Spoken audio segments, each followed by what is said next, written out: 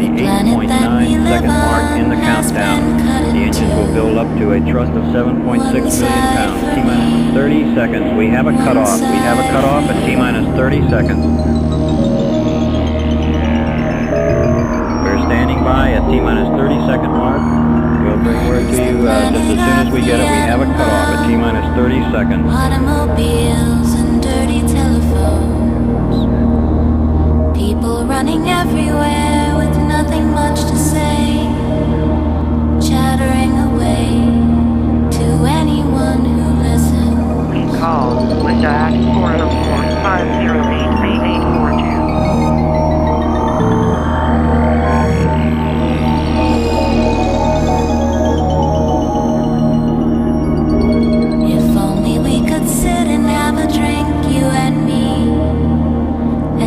About the benefits of living in the sea, appearing every now and then to look up at the sky, breathing in the air, not bothering to wonder why. I'm glad that I could speak with you, my friend. Don't know if I'll get the chance again. That we live on has been cut in two. One side for me, one side for you. One side for me, one side for you. One side for me, one side for you. 731-935. Please call Linda at 404-508-8842. The number is 415-273-1935. I was strolling on the moon one day in a merry, merry month of December. May, that's right. I'm glad that I could speak with you, my friend. When much to my surprise, don't know if I'll get the chance again. The planet that we live on has been cut in two. What? Where are the reflections? I've been One side for There me, is orange soil. one side Well, don't move it till I see it. It's all over. Orange. Don't move it till I see it. I've stirred it up with my feet. is the Hey, planet it of is! the I can see it from here. It's orange. Where? I put my automobiles and visor up. dirty telephones. It's still orange. Sure it is. People running everywhere with nothing much to Orange. say. I've got to dig a trench, Houston. Chattering away to anyone copy who that. I listens. guess they better work now. It really is. 404-508-8842. Same color as temperature at a sub is about 100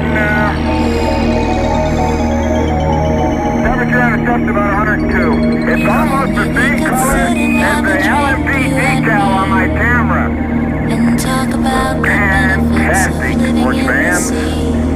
It's trench time. And Appearing market. every now and then to look up at the sky, breathing in the air, not bothering to wonder why. I'm glad that I could speak with you, my friend. Don't know if I'll get the chance again. The planet that we live on has been cut in two. One side for me, one side for you. One side for me, one side for you. One side for me, one side for you. The number is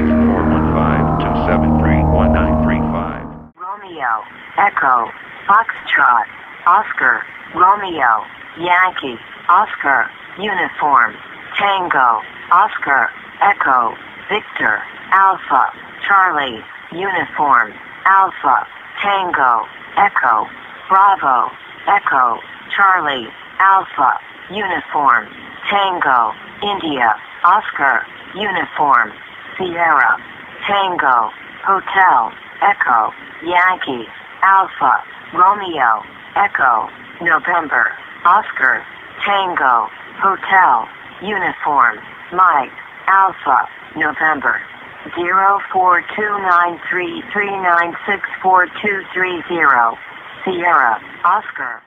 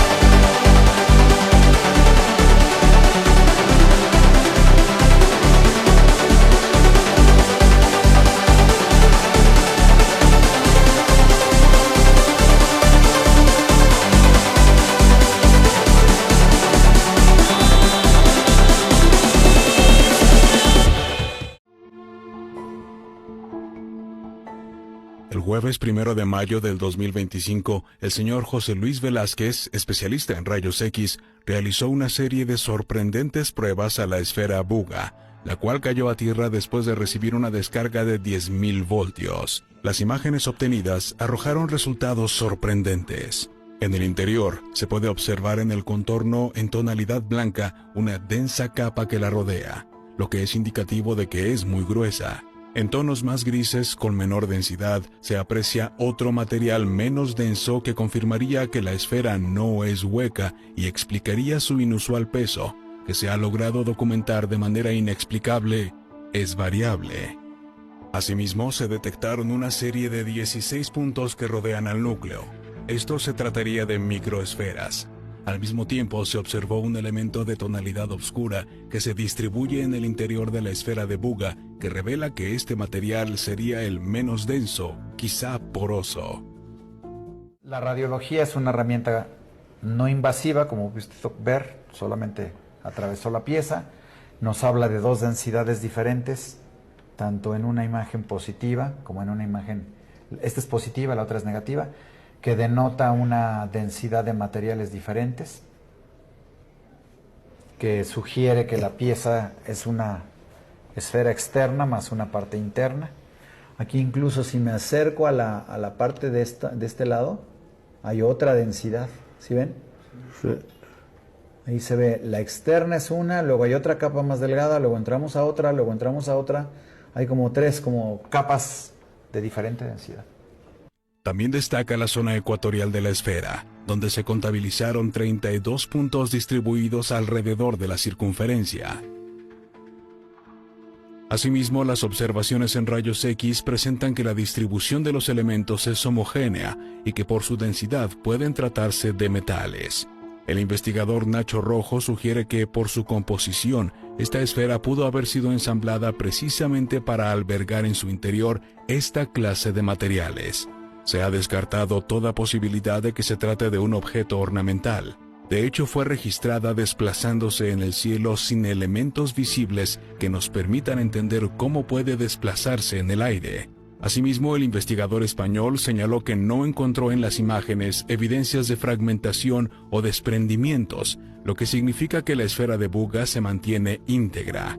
Se apreciaron también los puntos que penetran la estructura de esta esfera en el área perimetral. Concluyendo, doctor. Es una pieza muy rara, diferente a lo que yo he radiografiado de diferentes cosas que he Nunca hecho. había visto algo así. Nunca había visto una pieza así. Te agradezco que me hayas invitado a radiografiarla, porque es una pieza única, con características muy sui generis.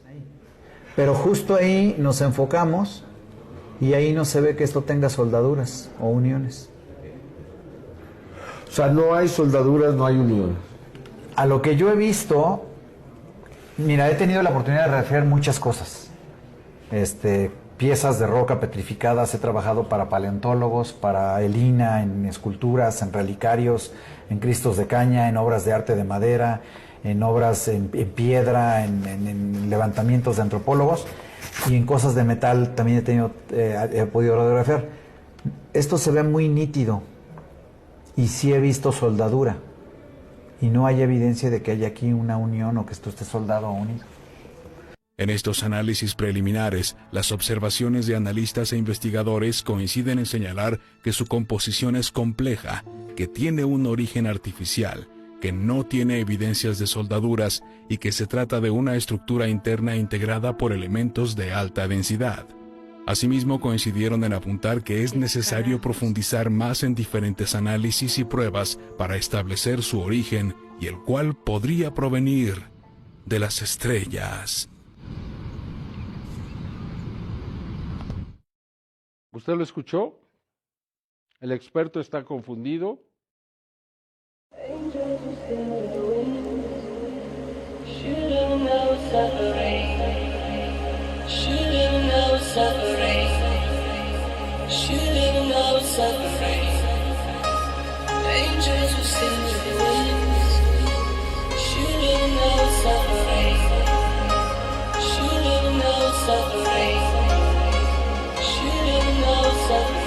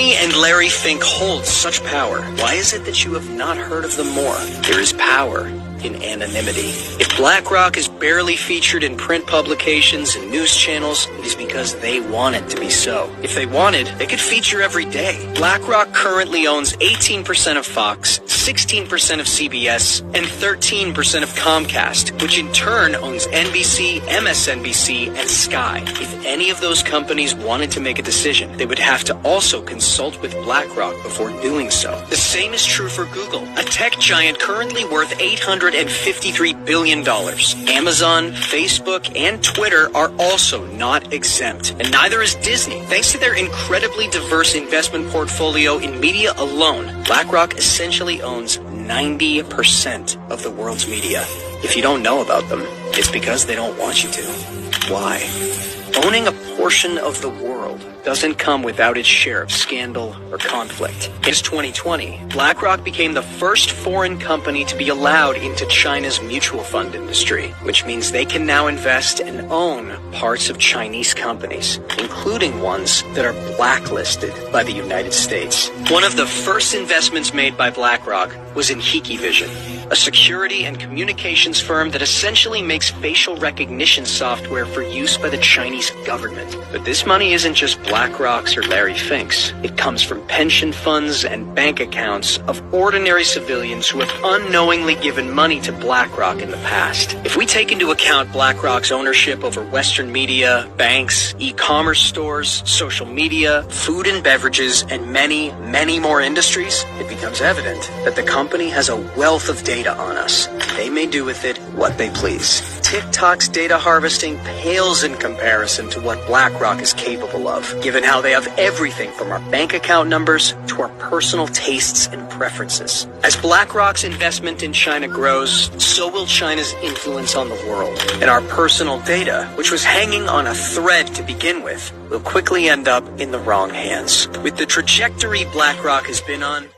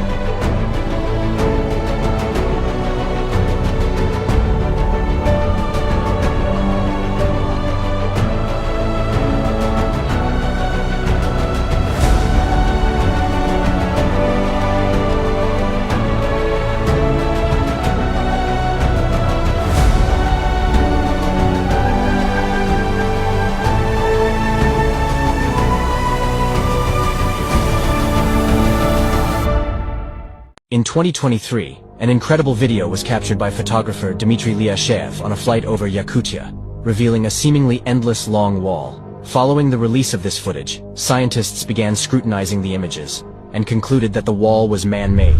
The wall extends to the ocean, continuing beneath the water. Surprisingly, no one had previously noticed this wall, prompting bewilderment among scientists. Interestingly, Soviet scientist, architect, and occultist Ludwig Mavrikovich Heinrich, who visited a secret Vatican library in 1920, discovered a book referencing this wall in Yakutia. The wall spans several hundred kilometers. Speculation suggests that the Russian government prohibited aerial photography over the area, and in March 2024, a drone operator filming the wall was arrested. Presently, the government is striving to eliminate all online information related to this wall, leaving its nature shrouded in mystery. This pilot from Yakutia captured something unbelievable. No one believed his words until they watched this video themselves. While flying over a mountainous area, he spotted a strange strip and followed it to find its end. To his shock, it was an infinitely long fence he had never heard of before. Even more mysteriously, on this wall to be continued at the bottom of the Pacific Ocean, dividing the Earth into equal parts. Until recently, you could see this wall on Google Maps, but it seems to be disappearing from there.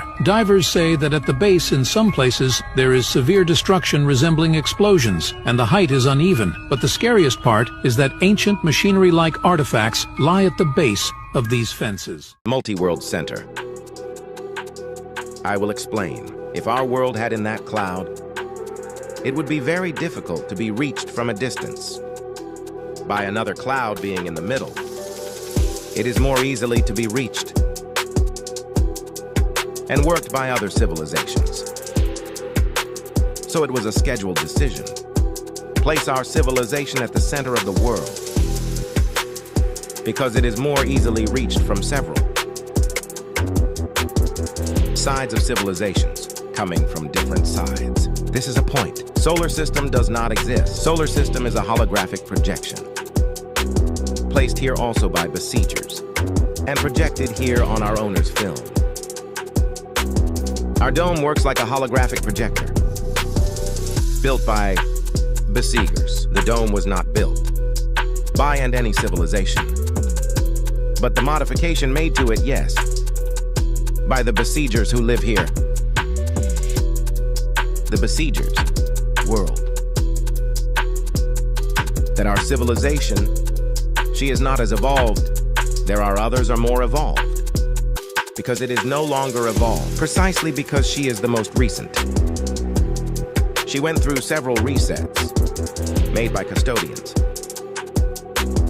by the Anunnaks of Nibiru, so she is the latest. So the least evolved has other spiritual issues. But that's another point. Daddy never saw anything like it in your life. Stop eating that spun sugar. You'll spoil your dinner. Papa, we saw the galaxy turn flat.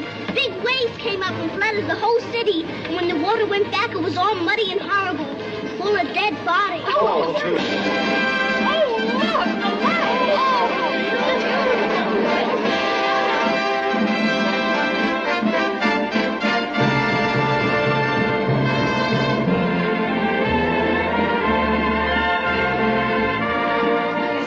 anything like it in the whole world. We don't have to come here on a train or stay in a hotel.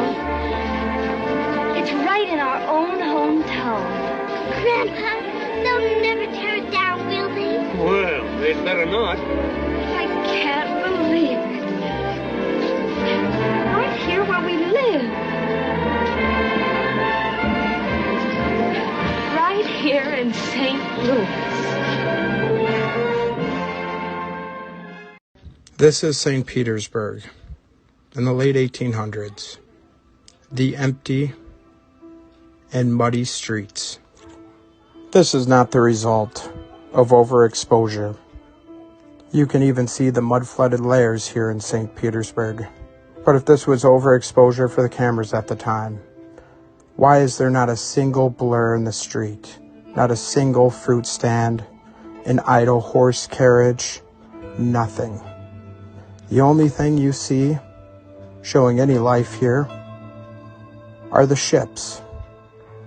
Somehow they have no problem capturing their motion, but the rest of the city is empty. And the same can be found the world over.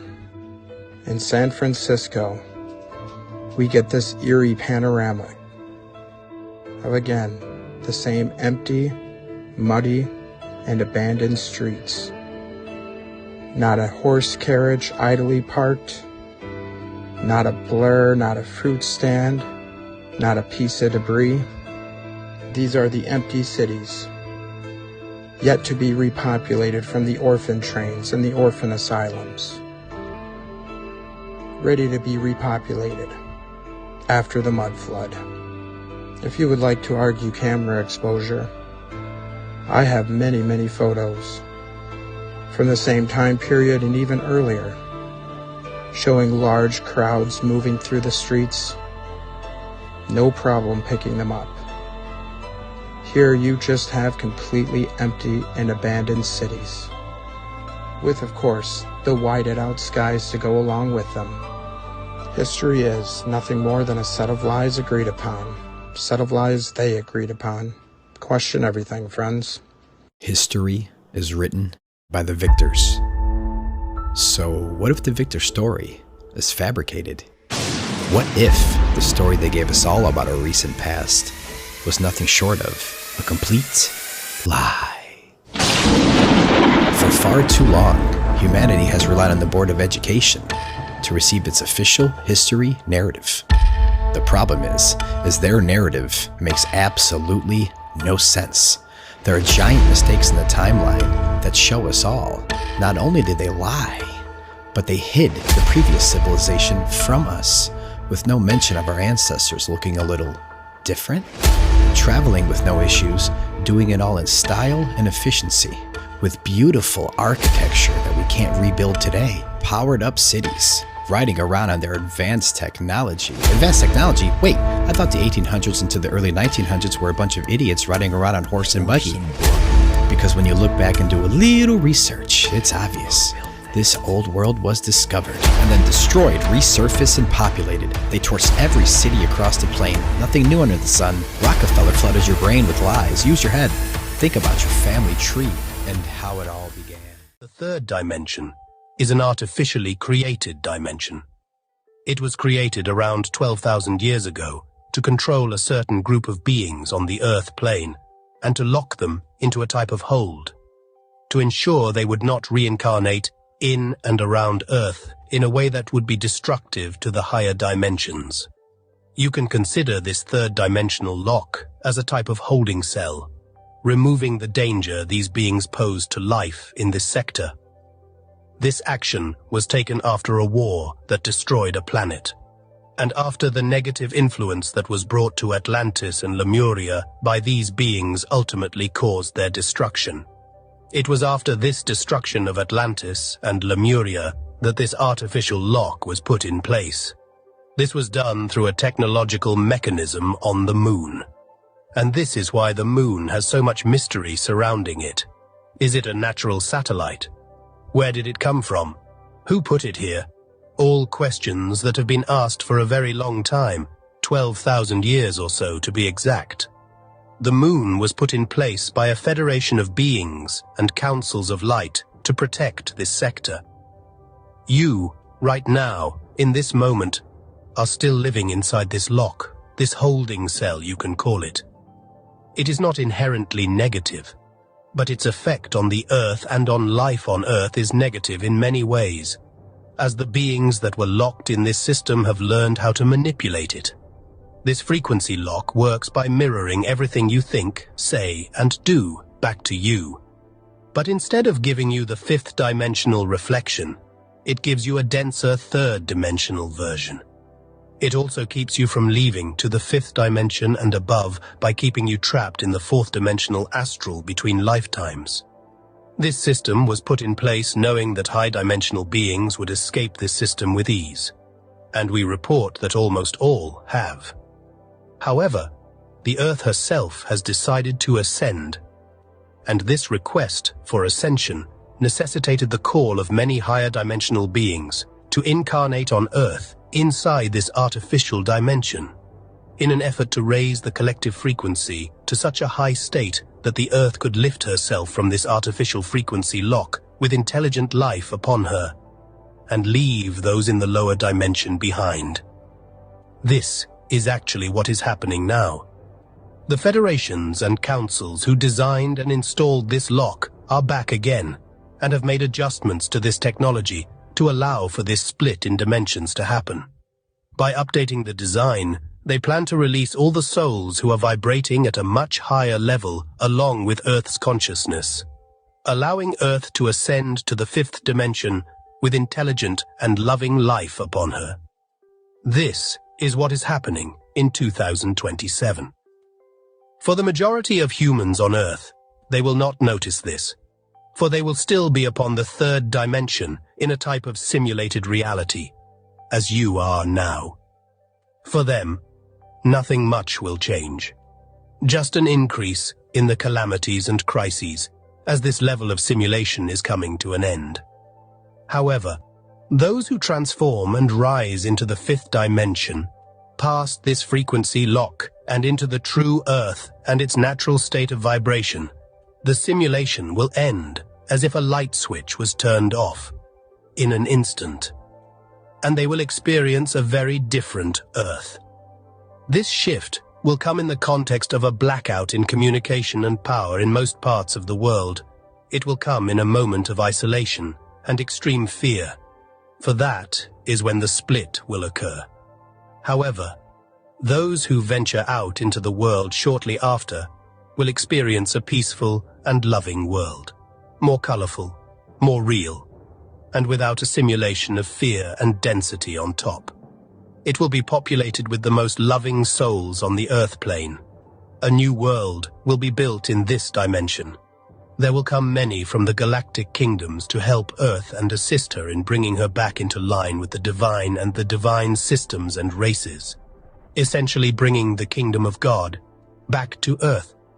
This is what was predicted and will pass. All.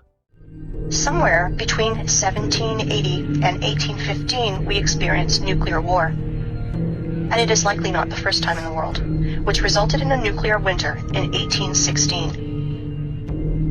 A year without summer. The Anglo-Saxons called it 1800 and froze to death. Here are some screenshots from Google Earth. Photos of nuclear craters in the territories such as Belarus. Such craters are easy to find. White traces around craters are broken limestone, the basic material of that time. To visualize the damage, search in Google.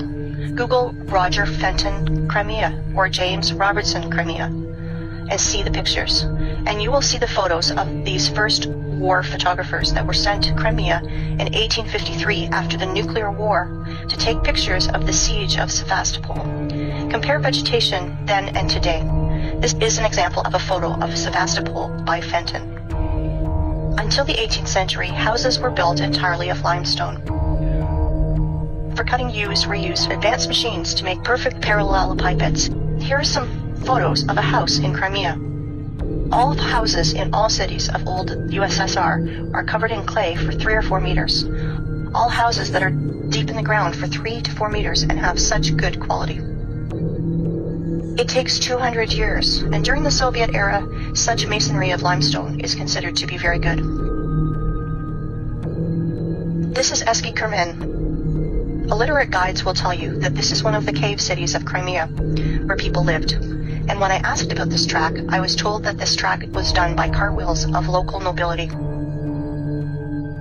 Whole other forests of the planet were laid down by blast waves.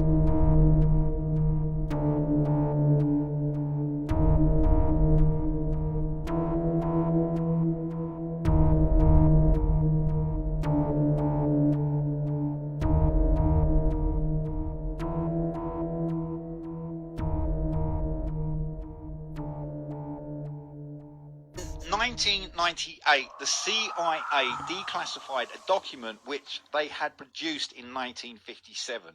A section within the document mentions the existence of the Tartarian civilization. In other words, Tartar history was to be rewritten. let us be frank, was to be falsified in order to eliminate references to the great Russian aggressions and to hide facts of the real center of Tatar-Russian relations. Now check this picture out. Now I'm not saying it's real whatsoever, right? But could there be a possibility that that's the way it looks on the other side of that ice wall in Antarctica? Now to me, if there's not anything on the other side of that ice wall, why do they guard it so much? Why is it not allowed to just explore and go out there and just see for ourselves what's over there? Why is it guarded so much? Now, like I said before, I'm not saying this is real, but look at all the intricate details. Look at this just city. Now, I know there's a lot of maps that do talk about cities underneath the ice caps and even on the other side of these ice caps.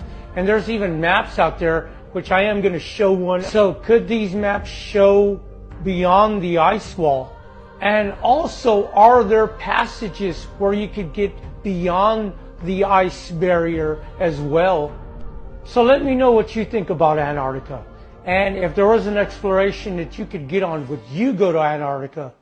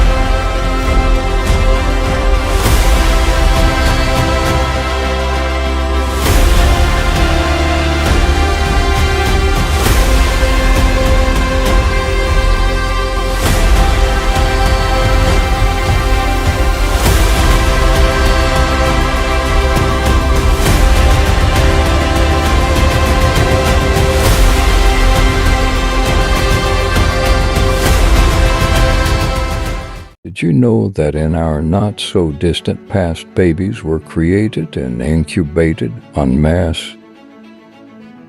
This happened and was showcased as attractions at the World Fairs and even in New York's Coney Island. Can you even imagine carnival attractions where people paid to watch babies growing in incubators? Where were the parents? What happened to all of the babies? Well, have you heard of the orphan trains?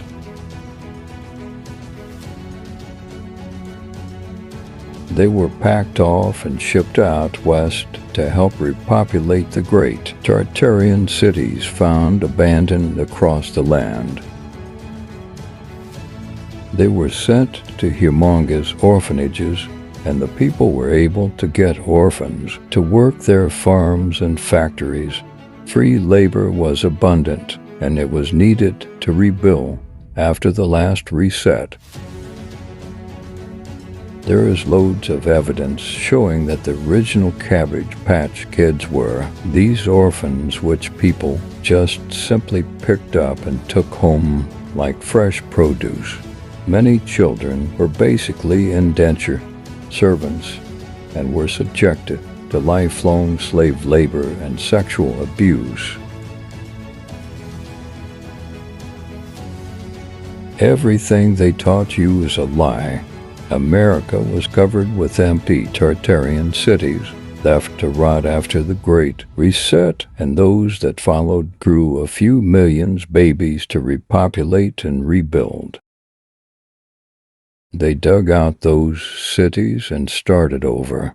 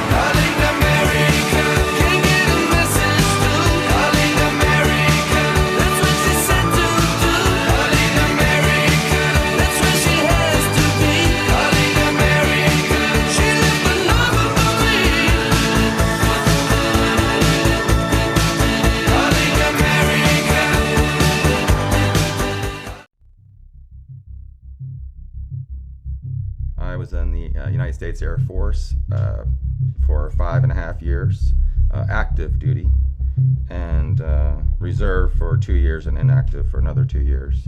And in and out of different types of projects as a civilian after that, because of my clearance and because of the job I held with them and other corporations that were funded by the government.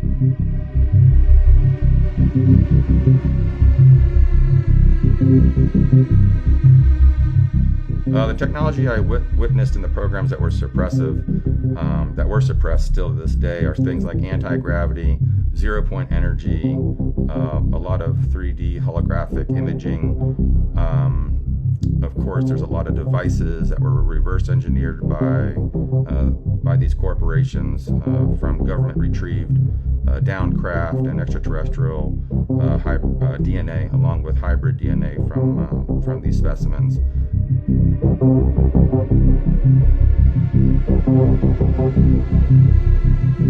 So these things are all suppressed, so we don't have to live like we do now. We could actually have a lot of abundance as far as medical technologies, the cures for diseases, the abundance of water and food for everyone, and housing if these technologies were released, and of course energy, free energy for everyone. So we have multiple whistleblowers now that I've worked with that do want to come forward now since I came forward, and they are making special arrangements right now for their life and for their family, because that's how serious it is. They're actually preparing certain ways they're going to live, and how they're going to protect themselves just in case someone doesn't approve of them coming out. But the thing is, they're having the integrity and the love to come forward like I have and just give it to the people.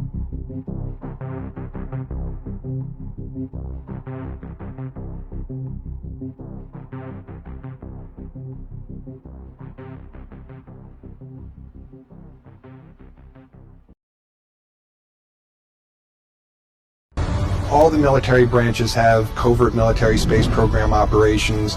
We would engage in ground combat with groups of indigenous reptoids. We went inside this craft. There was a soldier standing right here. And there, all of a sudden, I see like a flash and look over and he's not there no more. I didn't know his name or nothing. Have you ever physically been to a planet other than Earth? Yes. The guy I went hunting with, the Zulu, he told him, he says, we can't be out here, if it gets back to dusk, whatever, we got to get back before it gets dark. He says, I'm not worried about the animals. He's like, there is something else out here, and he didn't have a name for it. I don't know what they are, but they come from a big crater. Out in the distance, there was this big giant hole. He said it looked like a meteor strike. And in that area, they had UFO activity, like very heavy. And there was a defunct military base that was stationed out there. And one day, there was something that they had captured in that facility, and they kept it there. And it got loose, rampaged, tore the place up, and it resembled like a xenomorph from the movie Aliens, which is not unheard of because there are people who have claimed to have seen demons that look like this. And some of our listeners are even saying, hey, we've seen these things. They've been hiding this from you. Atlantis was real. And there's undeniable proof our history is much different than we've been taught. But that's not even the craziest thing that was recently discovered. In 1901, a Buddhist monk told a European anthropologist that he discovered a hidden library called the Cave of 1,000 Buddhas. Within that library, he found manuscripts that were thousands of years old. And this is where things get weird. Within one of the manuscripts, there was an ancient map. This map depicted Atlantis as being a region that existed from modern-day North Africa all the way to Brazil. This explains why we find similar structures in Egypt as we do in Mexico. Anthropologists now say that this is concrete evidence that there was an ancient civilization hundreds of thousands of years ago that was much more advanced than we are right now. Some even say this civilization was called the Anunnaki. There's a quiet, almost defiant energy in Atlantis. This isn't a lost city clinging to myth, but a place thriving on its own terms. Here, life is woven into the depths, with the ebb and flow of the water setting the rhythm. Technology isn't an intrusion. It's a natural extension, subtly fused into every corner of their lives. As we move through the glowing streets and watch Atlanteans interact with their world, we begin to see the elegance of their design. Tools and devices that respond intuitively, powered by an energy source as old as the ocean itself. It's a society that doesn't flaunt its advancements, yet every element feels seamlessly futuristic, as if evolution had chosen a different path, one shaped by patience and the unique challenges of the deep. From the grand plazas to the intimate alcoves where friends gather, we catch glimpses of a world that has no need for the surface. They've created their own light, their own culture, their own way of being. And with every step, Atlantis reminds us of something we often forget, that progress doesn't always move in one direction. Sometimes it spirals outward, like ripples in water, adapting, embracing, and finding strength in the depths. Atlantis isn't merely a city. It's an invitation to imagine what could be possible if we lived with the water rather than against it. As we reach the final scenes of Atlantis, one question lingers. What drives a civilization to remain hidden, thriving in silence beneath the waves? Perhaps it's in the quiet strength of their culture, in the way they've woven technology with tradition, and in their refusal to be defined by the surface world. Atlantis reminds us that not every secret is meant to be uncovered, and not every path is meant to be followed. Here, beneath the ocean, they've carved a place that is both ancient and ahead of its time, a world that in its silence speaks volumes.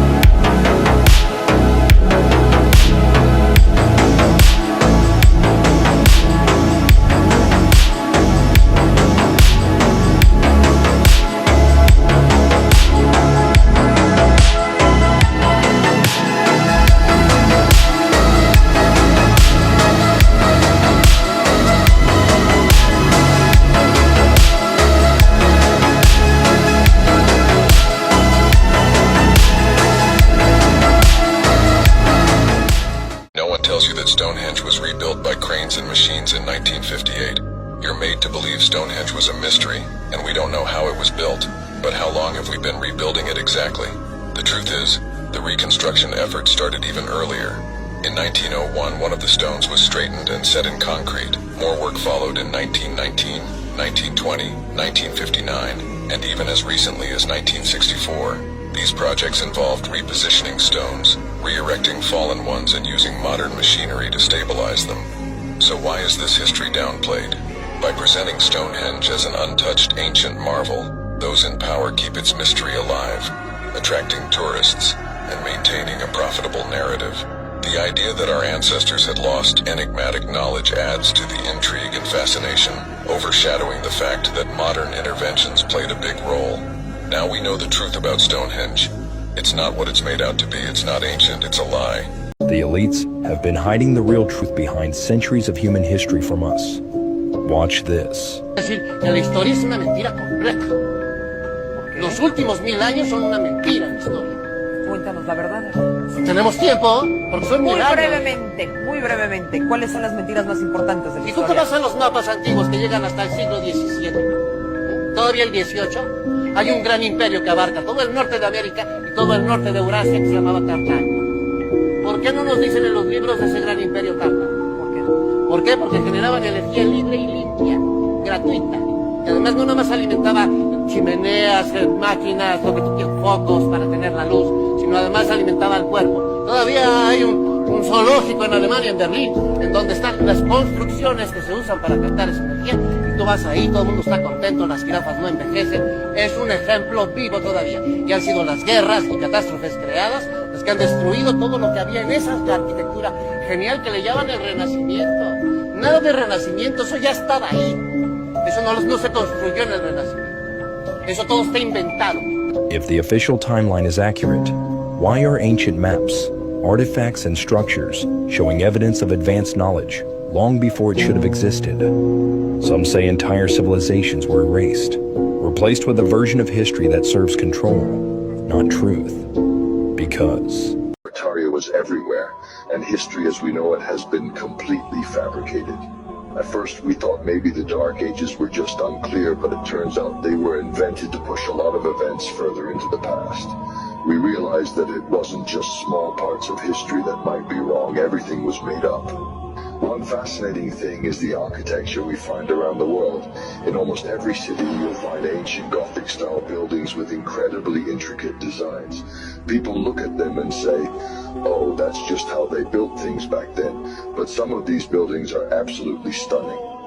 Think about it. If we lived in a feudal society where everyone was working just to survive, how would anyone have had the time, resources, or motivation to build something so elaborate and that worked the way they did? These buildings weren't just practical structures like free energy generators, they were artistic expressions. They were built to be functional and beautiful, to celebrate what was being created. But we don't build like that anymore. The complexity and beauty of these structures are clues that we didn't live in the same pay-to-survive system we're trapped in now. Tartaria was a global civilization, incredibly advanced and powered by free energy, likely based on etheric energy. It existed up until about 200 or 250 years ago. Estimates place its early origins around the mid-17th century, and its destruction came shortly after. They've been lying to you all along. In the lost civilizations of Tartaria, the Anchionic Array was more than a machine. It was an instrument of cognitive rebirth. Unlike the crude electromagnetic devices of today, this machine functioned on the principle of harmonic neuroacoustic recalibration, using structured resonance patterns to realign the brain's electromagnetic field. Every thought, every emotion, every perception is an encoded frequency signature, and over time, these signals become corrupted by incoherent noise, stress, external conditioning, unnatural waveforms. But the Anchionic Array does not simply play sound, it restructures the nervous system itself. The floating crystalline core emits controlled subharmonic entrainment waves, which resonate with the very fabric of synaptic conductivity. Each metallic tuning rod is calibrated to a specific neural oscillation, adjusting the user's brainwave activity in real time. The tachyonic beam at its apex interacts directly with the pineal gland, unlocking hidden bioelectric circuits within the brain. Meanwhile, the golden plasma filaments spiral through the user's electromagnetic field, dissolving disruptive energetic imprints left by trauma, negative thought loops, and environmental noise pollution. But the true power lies in the sigil interface, a constantly shifting map of etheric programming symbols, each corresponding to a different cognitive state. By selecting a symbol, the user can initiate a neural recalibration sequence, aligning themselves to heightened states of focus, memory retention, emotional balance, or even expanded consciousness perception. Ancient Tartarians understood that the mind is not separate from reality, but a tuning fork of the cosmos. And the Anchionic Array was the ultimate tuning instrument, resetting not just thoughts, but the very way the nervous system interfaces with the world. The last working devices disappeared along with the fall of Tartaria, but traces remain, coded in ancient manuscripts, buried in forgotten ruins, hinted at in suppressed research. For those who remember the lost art of harmonic recalibration.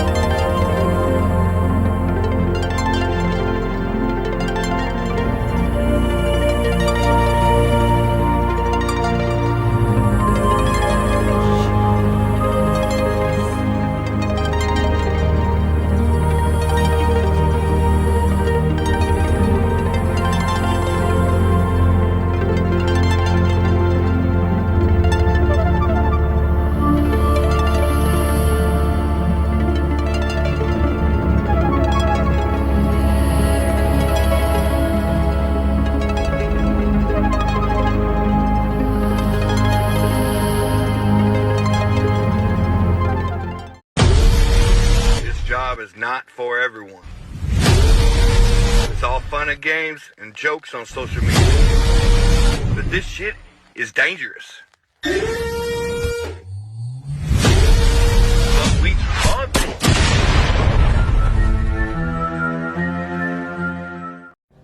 The Vimana, ancient flying fortresses.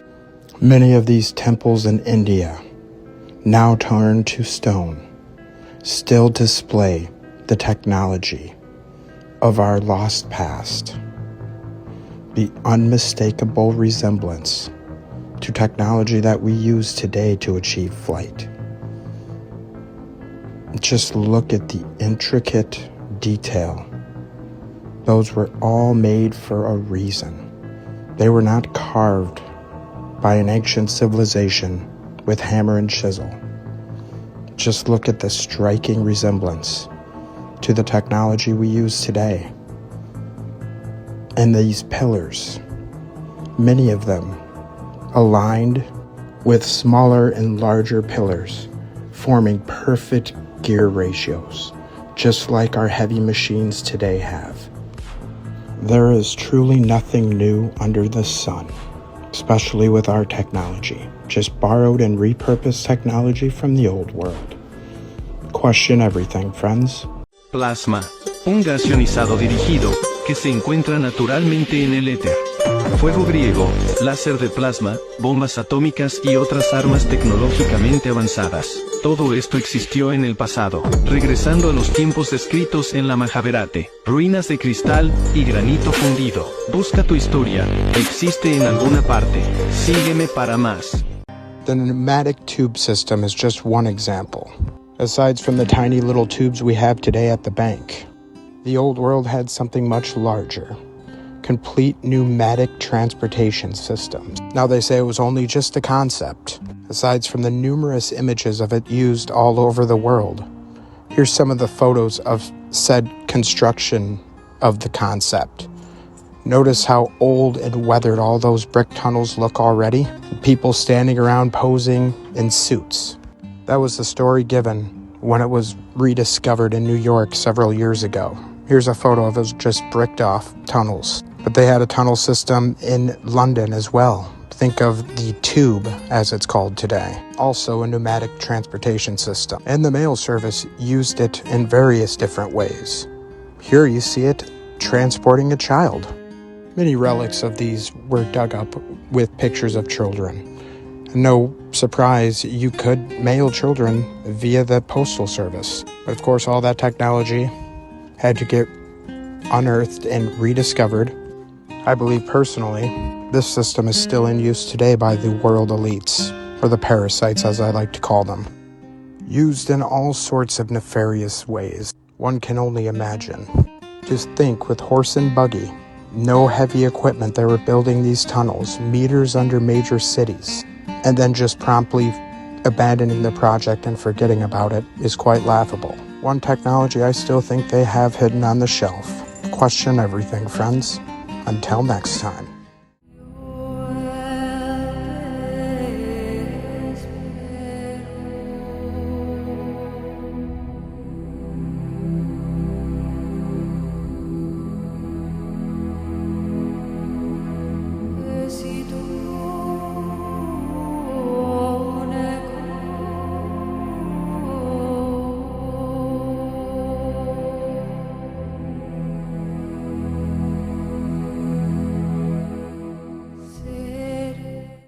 This is Japan in the old world, showing that same unified grand architecture we've found all across this realm, whether it's Japan, America, Europe, it doesn't matter.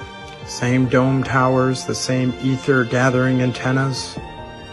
Before the last reset, we were all unified, all connected, and all a lot more advanced than our history books tell us. And of course, like all other lands of the old world, wouldn't be complete without the star forts, which there is many in Japan as well. As the infamous Napoleon says, history is nothing more than a set of lies agreed upon, and it's a set of lies they agreed upon. Question everything, friends. Until next time.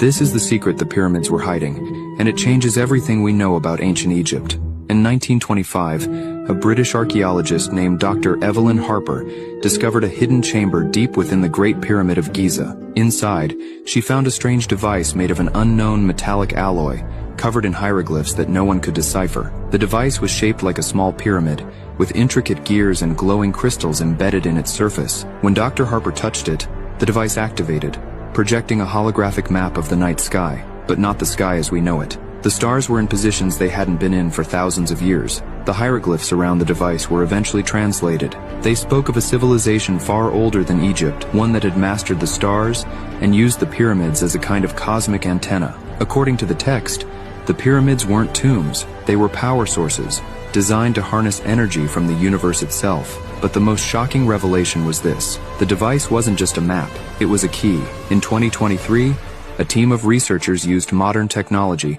to reactivate the device. When they did, the pyramids began to emit a low, resonant hum. The ground shook, and the sky above Giza darkened. From the apex of the Great Pyramid, a beam of light shot into the heavens. The device projected a new message. The gate is open.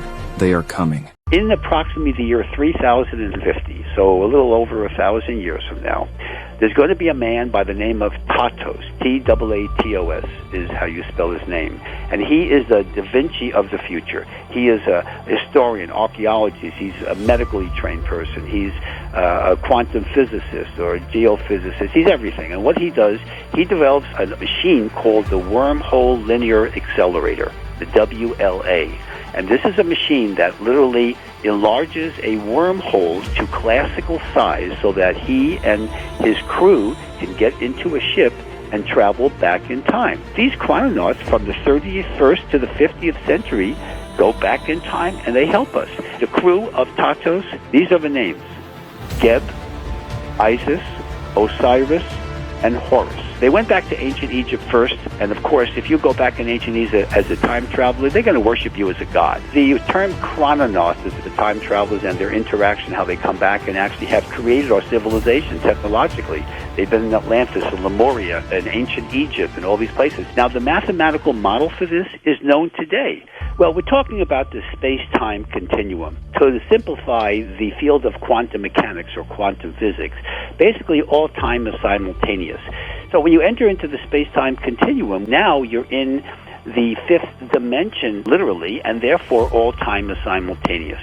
Kip Thorne did the research, came up with a mathematical model which shows exactly what I'm saying, that if you enlarge your wormhole to classic size, line it with exotic matter, which has negative mass and moves positive and forward in time, the opposite of antimatter, then you can actually create a time machine. Tatos will actually do that. By the way, was also known in the Egyptian hieroglyphics as Thoth, which was Hermes by the Greeks, who is the person who gave us language and books and writing, etc. Where do you think we get our technology? You know, the raw materials of this planet hasn't changed in thousands and thousands of years. We've had brilliant people living in ancient Egypt, the golden age of Greece, with Plato and Socrates, and Archimedes is really one of the most brilliant guys. And then this guy named Hero back in Rome in about the 1st century AD, he developed a steam engine, which is, by the way, in the Smithsonian, a working model, a little model of it, that the Romans rejected because they thought it didn't work, you know, but it did. Why didn't we have cell phones and TV shows and satellites and space programs back then?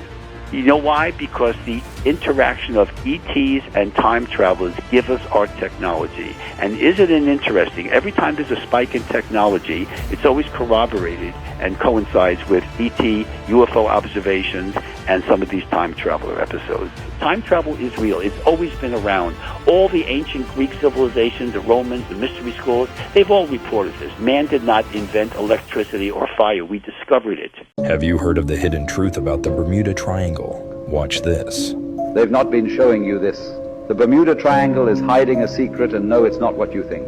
Almost 3 times bigger than the Great Pyramid of Giza, there is a gigantic crystal pyramid under the surface of that region. Here is where it gets rather unsettling. This pyramid's material and behavior isn't like anything we find here on Earth. It creates powerful natural electromagnetic fields, which may explain the accounts of planes and ships vanishing. This is where things get scary.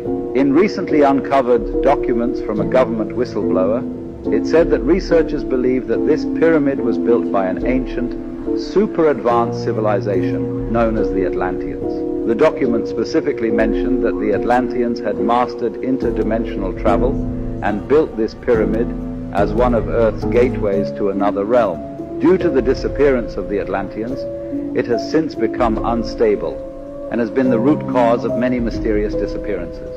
This explains why so many ships and planes have vanished without an explanation. It begs the question, where did these Atlanteans go and what happened to their vast technology?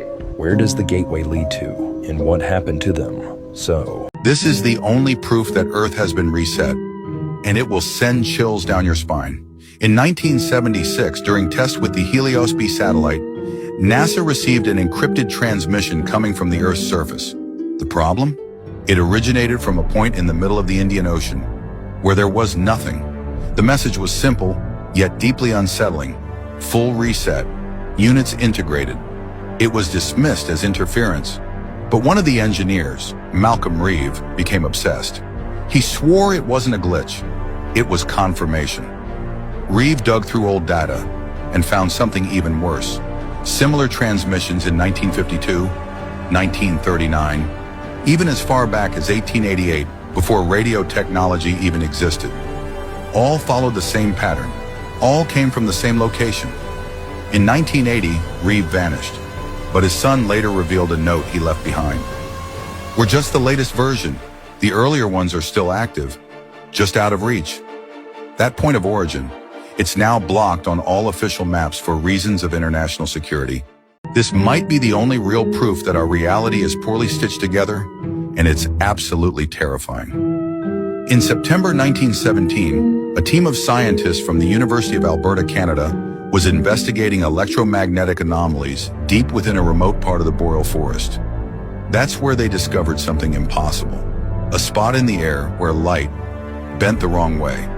There was nothing visibly there, but when you got close, you could see the faint outline of a tear, like a rip suspended in midair.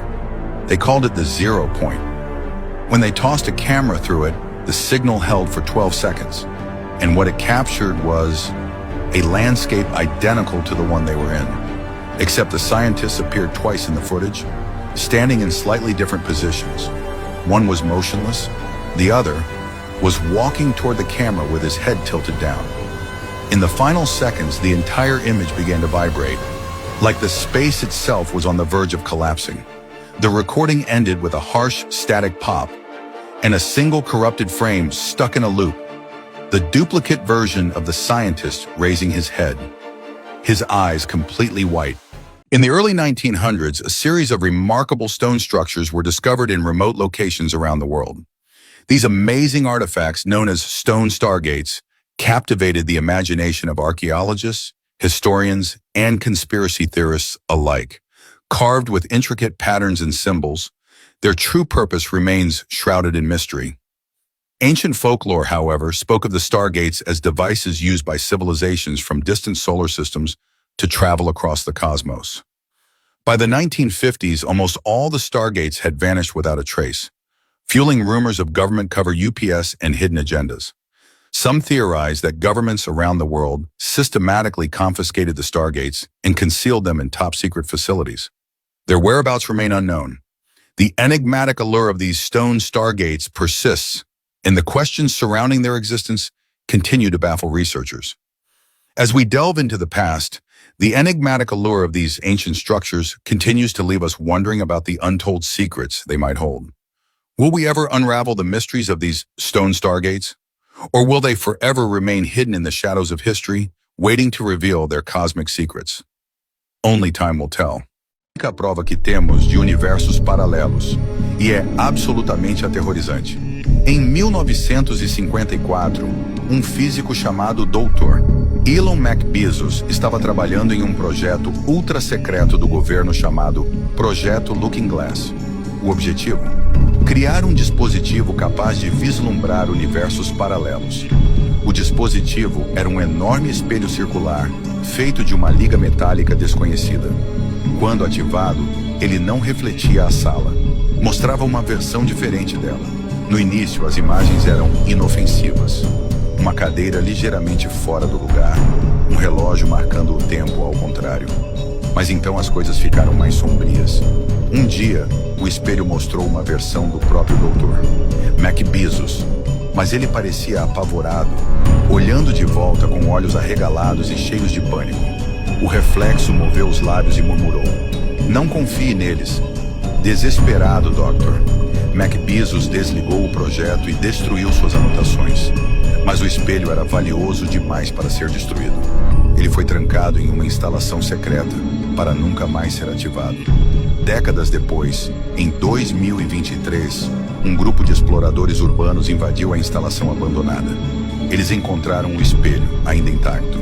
Curiosos, o ativaram. A princípio, viram apenas seus próprios reflexos, mas então as imagens começaram a mudar. Eles se viram em um mundo onde a sociedade havia colapsado, onde o céu era vermelho e onde seus sósias os observavam com olhares frios e sem emoção. A última coisa que ouviram antes do espelho se estilhaçar foi uma voz do outro lado dizendo: "Estamos chegando." This man built a time machine, and it actually worked. Watch this. This man built a time machine, and it actually worked. During the late 1800s in Toontown, Delaware, an inventor named Kirk Lazarus began the construction of a secret contraption inside his home basement. For years, he studied as a physicist at university and became very interested in time travel and believed it was possible. And in the year 1873, he completed the project and decided to test it out on his friend named Justin Time. At the time, Justin just wanted to help his friend out and didn't realize what was to come. Once Kirk activated the machine, the whole room lit up, and when he came back to his senses, Justin was gone. Years would go by, and Kirk kept the incident a secret until the year 1885, when he read a newspaper article about a research team finding the frozen remains of a man in Antarctica. But the odd thing to the researchers was that the body was carbon dated to be over 10,000 years old, but the frozen man was wearing 1800s-style clothing. Kirk realized that was more than likely Justin, so he would come forward and tell the public that his time machine worked. Unfortunately for Kirk, the authorities would end up raiding his house, but before they could reach him, he used the time machine on himself and disappeared. Kirk was never seen again, but many people believed he traveled back 5,000 years to the pyramids because there are several hieroglyphs that resemble Kirk's appearance. If time travel is possible, why do authorities decide who gets to use it? Because this is the only proof we have of time travel, and it's absolutely terrifying. In 1923, archaeologists uncovered a sealed tomb in Egypt. Inside, they found something that defied logic. A photograph dated 1987. It showed a man in modern clothing standing in front of the tomb, holding a camera. The man was identified as Elon Huck, a scientist who vanished in 1987 while working on a top-secret government project called Kronos. The project's goal? To unlock time travel. But it was shut down after Huck disappeared without a trace. The photograph had a chilling message scrawled on the back. I tried to stop it, but the loop is inevitable. Years later, in 1980, another photograph surfaced. This one showed Elon Huck, now decades older, standing in front of the same tomb. The date on the photo? 2025. Experts were stunned. How could a man exist in 3 different timelines? And what did he mean by the loop is inevitable? The final clue was found in Huck's 1987 lab notes. He wrote, "Time isn't linear, it's a loop, and I'm trapped in it." But here's the twist. In 2023, a team of researchers decided to open the tomb again. Inside, they found a camera, the same one from the photographs. When they developed the film, it showed a picture of them standing in the tomb, dated 2045. He found this ring, a big ring, and didn't know what it was, but saw this strange writing on these strange symbols on this ring. So then he and another person walked through it to look at the other side, and lo and behold, they got into some other sphere, as if they walked into another dimension. And this ring, so the audience knows, we're talking like what diameter? It's probably 25 feet in diameter. Mm-hmm. And the sphere was even larger than that. Oh, as they walked into it, it was like a new world. Mm-hmm. As he explained in his diary, it was like a new world. And he couldn't figure out how he got from one place, an enclosed sarcophagus almost, into this open area. Is this a portal of some sort? Well, today we would call it a portal or a stargate. I think we would refer to it today as a stargate. Stargate. But back in those days, in 1928, yeah, they didn't know. It wasn't. No, they didn't know what it was. But when he walked into it, it was as if he was in a new world. It was an open area, plush pastures. He sees a river, which he assumed to be the Nile, and he sees almost a movie occurring, showing people building these pyramids. And he's in there, he thinks, for maybe an hour, but when he comes out, he's been there for 3 days. He's been for over 72 hours because the crew that he came with were scared. They got out of that tunnel and got out into the open because they thought that they ended up on some other side. Or swallowed them up. Or swallowed them up. And so, but 3 days later, they come back out. How many of the team went with him? Only 2. Only 2. But there were 6 other team members, 8 total. And so those other 6 left, but they stayed up in the area outside where they had an encampment. And eventually, 3 days later, the colonel and his assistant comes back out, and he talks of this new world that they found, and that he knows now how these pyramids were built. He knows where they're located. He knows that there's tunnels under each one of them, and he sees these strange-looking beings, and this is in his diary, strange-looking beings that are probably not from Earth. Обратите внимание на реальные кадры с прямого эфира. Именно с этим туристом произошла очень странная история. Парень прилетел отдыхать на остров Крит, и в арендованном доме он случайно обнаружил загадочную шкатулку. Из любопытства турист ее открыл, однако то, что он там нашел, показалось ему очень странным. Он начал искать любую информацию о находке, и, как оказалось, у него в руках был фетский диск, который 90 лет назад обнаружили при раскопках на острове. Это был первый в истории человечества текст, который изготовили еще 1600 лет до нашей эры. Тогда никто так и не смог разгадать таинственные надписи на нем, а после артефакт и вовсе исчез. Посмотрите, как находка странно реагирует на тепло. Она издает синий цвет, а стоит ее намочить, то начинает светиться оранжевым. На прямой трансляции парень показывает, как диск притягивает к зеркалам и создает некий портал. По просьбе зрителей он кидает разные вещи и предметы в зеркало, и они бесследно исчезают. А в конце он решается зайти в зазеркалье и показать всем, что там находится. Это безумное продолжение уже опубликовано в Telegram. This stolen dark web footage shows a girl opening a portal. But to where? Watch this. Something really strange going on here, and if something ends up happening to me, I just hope that this video can maybe explain it. Okay, so I have these two mirrors in my room. As you can see, they're pretty normal looking mirrors, but I was cleaning and I had them kind of set up like this, and I noticed something really weird. Just watch. See, when you look through the mirror into the other one, it becomes like a window. And there's this huge warehouse, grocery store, or something down there. But wait, it gets even crazier. Watch this.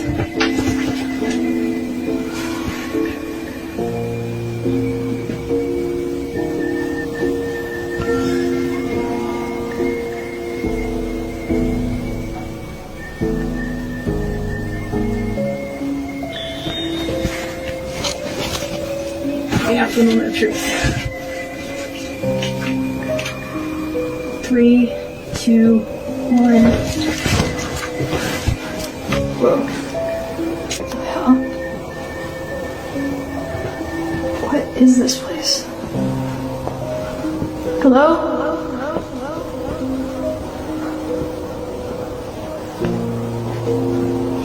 How far does it go? You might just be able to catch a glimpse of what's on the other side, but if you look closely,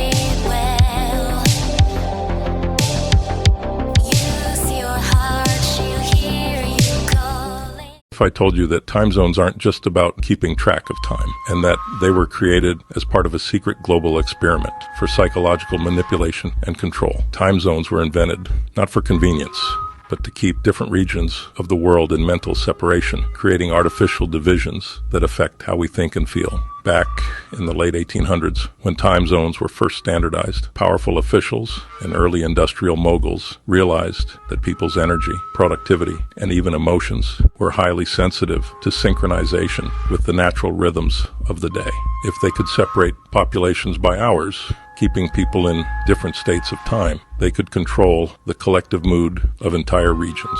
For instance, some time zones are intentionally kept out of sync with their true solar time, causing low-level psychological dissonance. People in different zones feel subtly disconnected mentally isolated from each other, even if they don't realize it. The ultimate effect, a world population that can never truly unite or synchronize. This is a joke for entertainment. Good God, don't come for me. There are fake towns in the middle of the Atlantic.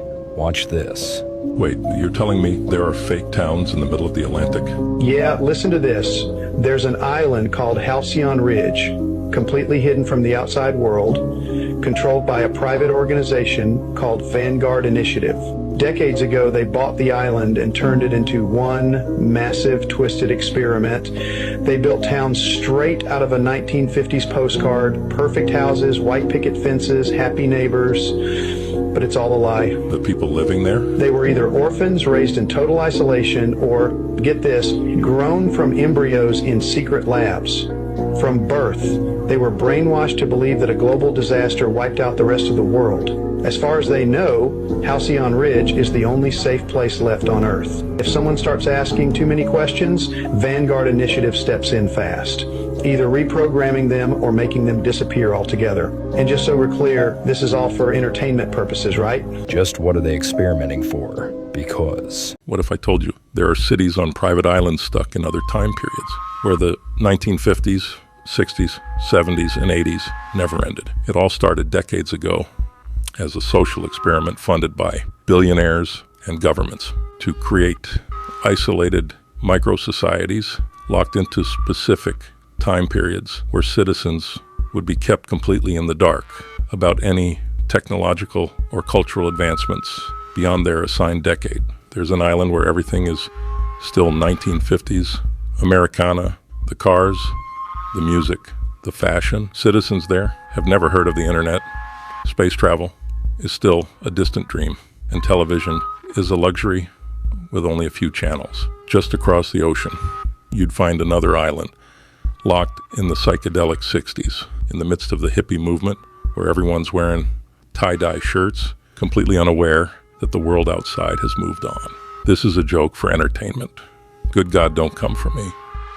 Good morning, everyone. Here I am at Area 51. Just look at this beauty. It's been here for almost 40 years. Not a secret anymore, thanks to Donald Trump. Let me switch to the front camera. I'll show you this wonder. It's not even metal. Scientists say it's something else, but no one will say what. All right, that's it for today. Stay tuned, because in the next videos, we'll show you who's actually flying these things. Good morning, everybody. Let me show you something. I am not allowed to say where I am right now, but check this out. We call it the sport model here. All right, hear me out. This thing has been levitating with anti-gravity for over 70 years. Under the new declassification law, we're now authorized to gradually reveal what's been hidden from the public for decades. Okay, guys, I'm out. Catch you soon.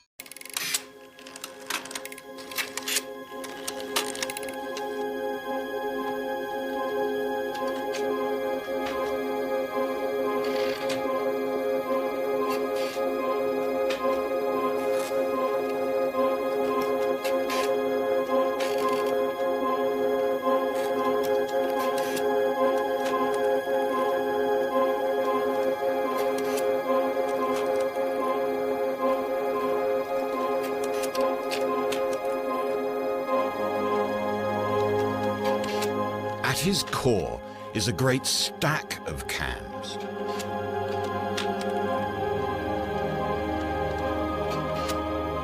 As these cams move, 3 cam followers read their shaped edges and translate these into the movement of the boy's arm.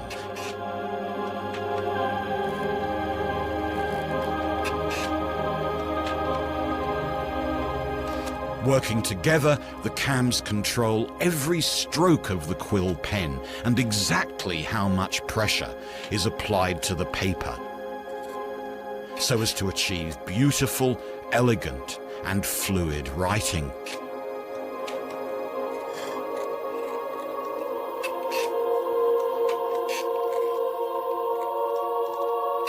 With this sublime machine, Jacques Droz had reverse engineered the very act of writing.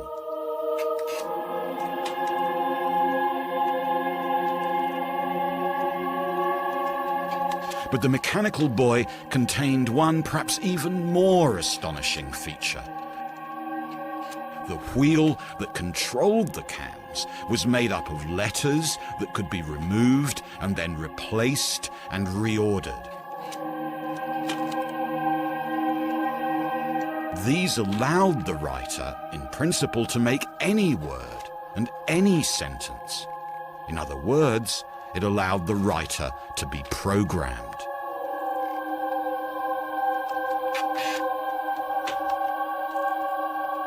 This beautiful boy is thus a distant ancestor of the modern programmable computer.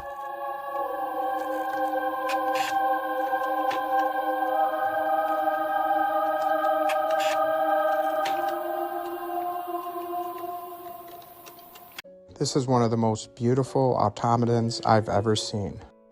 Meet the Silver Swan, crafted in 1773. And to say they don't make them like they used to is the biggest understatement ever. The Swan, which is fully life-size and includes a music box, swims in a stream made of glass rods surrounded by silver leaves and small silver fish that can be seen swimming here in that stream. When the clockwork mechanics is wound, the music box plays and the glass rods rotate, giving the illusion of flowing water. This beautiful craft is all mechanical. Do you think we can build something anywhere close to this today? With all the detail, all the mechanics, all those beautiful moving parts, all just moving in perfect harmony.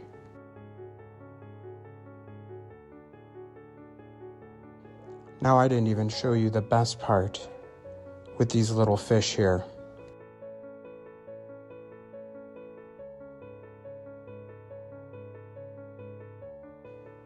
Take a look what happens when fully wound.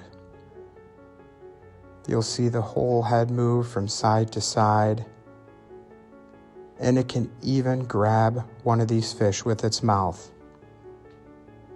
Check out this amazing craftsmanship right here.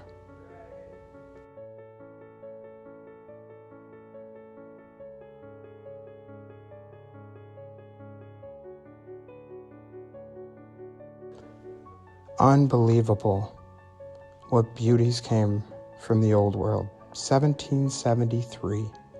Question everything, friends. Until next time. Ornetti's chronovisor was more of an apparatus that enabled him to see back and hear back through time. He was looking something like a TV screen, something like earphones, but very complex, like a little bath escape. This was a machine, though, that used an antenna in receiving light and sound that exist always, that once produced are always essentially there, and you can somehow tune into them, and that would include, I guess, anything from the present until the most distant past. That seems to be what Ornetti claimed, yeah. You know, we used to talk a lot in both Akashic records and so forth, and today a lot of his talking about how it's rather quite possible, maybe even probable, that that all sound waves, all light waves, kind of produced by us as we live, they are absorbed into the environment around us, and they're there.